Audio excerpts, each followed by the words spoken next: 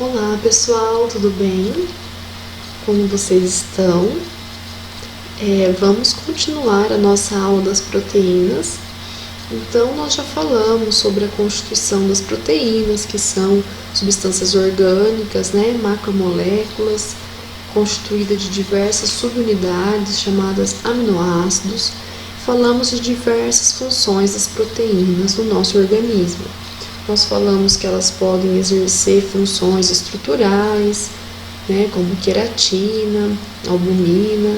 Falamos que elas podem exercer funções de hormônios, como a insulina. E faltou nós falarmos de uma função extremamente importante das proteínas no nosso corpo, que é a função enzimática. Então, para a gente começar a entender essa função enzimática, eu queria explicar para vocês como que atua uma enzima no nosso organismo. Pensando na parte química, a enzima é um catalisador biológico. O que seria um catalisador biológico? É uma substância que é capaz de acelerar as velocidades das reações químicas. Então, se as enzimas atuam dentro do nosso organismo, ele é considerado um catalisador biológico. Como atua um catalisador?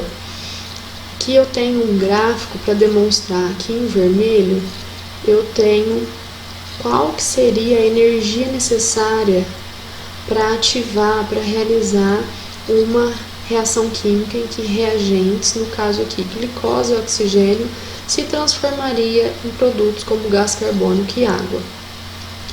Em vermelho a gente tem o gráfico sem a enzima. Então, sem a enzima a gente percebe que ela precisa de muita energia, como se fosse subir uma montanha para conseguir realizar essa reação. Então, essa seria o gráfico da energia de ativação sem a enzima. Quando a gente utiliza uma enzima, olha aqui em azul como que acontece. Eu preciso de uma energia de ativação bem baixa, como a gente consegue observar aqui. Então, é bem menor a montanha, a lombada que ele precisa passar para conseguir realizar essa reação. Então, por isso, a gente pode afirmar que a enzima, ela acelera a velocidade da reação. Então, uma reação que demoraria muito para acontecer, porque ela precisava de uma energia muito grande, com a enzima ela precisa de uma energia um pouco menor, então ela acontece de uma forma mais rápida, ok? E aí, a gente vai estudar os fatores que influenciam a velocidade das reações. Então, tem 3 principais fatores que vão influenciar na velocidade das reações, que vão influenciar a atividade enzimática das nossas proteínas. A concentração do substrato, a temperatura e o pH. Então, como que a gente vai ver isso? Nesse gráfico que está falando sobre a concentração do substrato, o que a gente pode observar?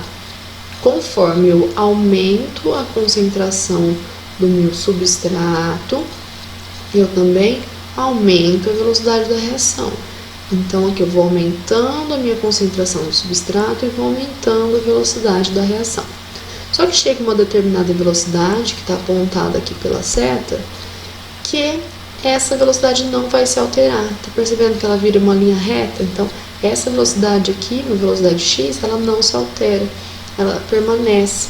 Mesmo que eu vá aumentando a concentração do substrato, essa velocidade permanece a mesma. Então, é um fator que vai limitar. Eu posso dar concentrações, várias concentrações de algum substrato para essa enzima quebrar, só que vai chegar a um certo ponto que a velocidade dessa reação não vai aumentar, porque todas as minhas enzimas, todas as moléculas estão ocupadas com substrato.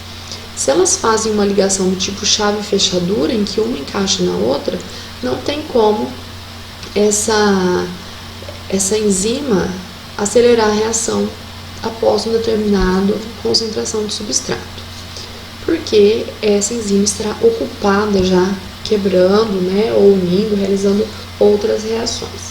Um outro fator que influencia é a temperatura. Então, determinadas enzimas no nosso corpo, por exemplo, a temperatura ótima de funcionar uma enzima é de 35, 40 graus no máximo. Vocês percebem que uma temperatura muito próxima de zero, a velocidade é baixa, próximo de zero também. Conforme eu vou aumentando a temperatura, ó, 20 graus, essa velocidade é um pouquinho maior, e próximo dos 40 graus, ela chega numa velocidade máxima.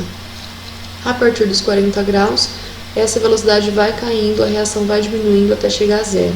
Isso quer dizer que, acima de 40 graus, geralmente as proteínas que desnaturam. Lembra, elas se rompem algumas ligações da sua estrutura quaternária, ela não consegue ter uma atividade correta. Então, com isso, essa enzima aqui, quando chega a 40 graus, ela acaba desnaturando por ser uma proteína e acaba caindo a velocidade da sua reação. E aqui um outro fator que influencia a velocidade das reações é o pH. Então, o que é o pH, né? É o que mede, é um índice que mede a acidez de um determinado composto, uma determinada substância. E aqui a gente tem dois tipos de enzima. Um pH ótimo para uma enzima e um pH ótimo para outra enzima, para a enzima 1 e a enzima 2. Então, cada enzima vai atuar melhor em um tipo de pH. Como aqui, qual seria o pH ótimo para a atuação dessa enzima? Aqui a velocidade está maior. Onde que a velocidade está maior aqui? Um pH próximo de 2. E nessa enzima 2 aqui, qual que é um pH que a sua velocidade está máxima? Um pH próximo de 8. Meu mouse também é doido. Um pH próximo de 8. Então, próximo de 8 seria o ideal para essa enzima atuar. Então, aqui a gente consegue analisar esse pH das enzimas no nosso sistema digestório. Então, por exemplo, a lipase que está no estômago, ela vai funcionar num pH de 4 a 5. A lipase do pâncreas vai funcionar num pH 8. A pepsina, né, que está no estômago, também um pH próximo de 2, que é o pH que é do estômago. E para finalizar essa parte hoje, a gente vai falar de mais uma substância orgânica, que são as vitaminas. Então, as vitaminas são compostos orgânicos que vão atuar como reguladores no nosso organismo, funcionam em quantidades muito pequenas, e eles vão auxiliar na sobrevivência, crescimento de células e diversas outras funções. As vitaminas, elas podem ser divididas em dois grupos: as hidrossolúveis, que são as solúveis em água, e as lipossolúveis, que são solúveis em gordura. O grupo das hidrossolúveis vai ser vitaminas do complexo B e a vitamina C, enquanto que as lipossolúveis são as vitaminas K, vitamina A, vitamina D e vitamina E.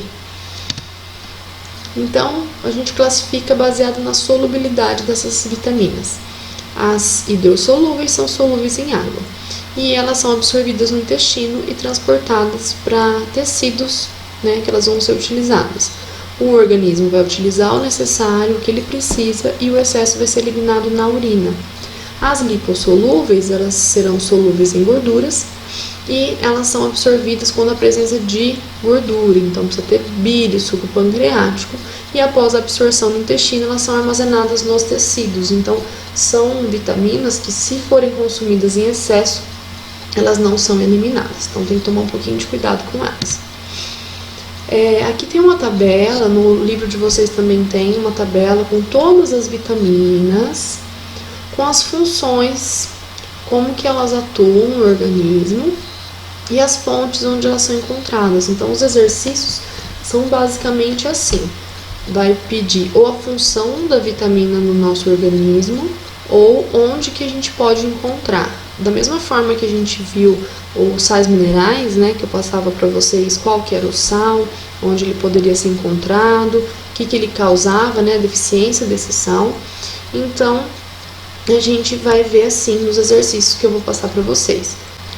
E uma outra tabela aqui mostrando como que essas vitaminas, quais as vantagens que elas podem ter para o nosso organismo. Eu vou mandar para vocês essa aula em PDF para vocês olharem com mais calma essa tabela.